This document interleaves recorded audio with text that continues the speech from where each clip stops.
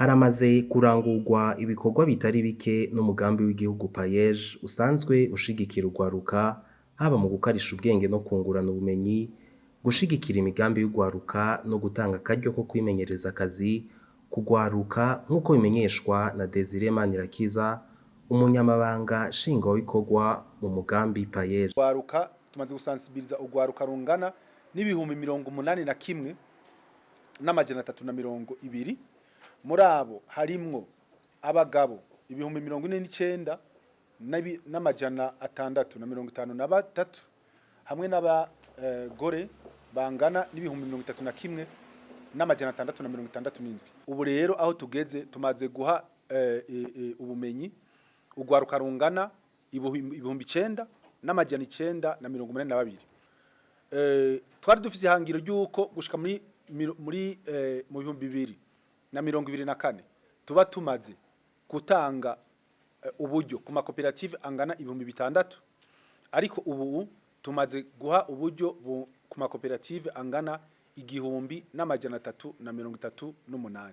Uno mwaka kugeza ubu tumaze gutanga amastage agera ku bihumbi 200. Uno mwaka ugira utangure tudutanga izindi stage zingana n'igihumbi. Kuri abo rero abastagere mwose mwumva hariho 183 bakora muri payeje, n'abandi 1,117 bari mu yandi mahinguriro. Kubijanye no gukora akazi, ihangiro nuko dutegerezwa kuronka ubuzi bungana n'ibihumbi 200. Ni bwinshi. Ubu aho tugeze tumaze payeje maze gukreya akazi kangana n'183. Aha nyene muri payeje abakozi ba payeje ni 183. Muri abo hakaba harimo abagabo 139 n'abagore 44.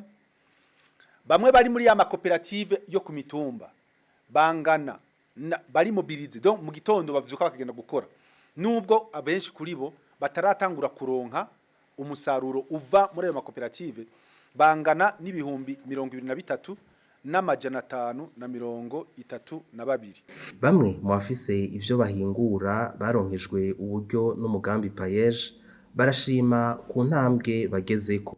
Twararonse uburyo bwa payeje buje kutwunganira aho twari dusanzwe tugeze, bica bituma umugambi twariko turakora waguka, kandi nico gituma nk'ubunye twakorera i Bujumbura mu Kigobe, mugabo ubunye turiko turagira izine ku Mutimbuzi. Yaramfashije cyane kugira ngo nk'umutaha, yarampaye umutaha kugira ngo nshobore kubandanya umugambi wanje, naho nari nawe utanguye nabone umengo ntivyoshikunda. Umugambi w'igihugu payeje ukaba watanguye gukora igenekerezo rya ndwi ndamukiza 2021.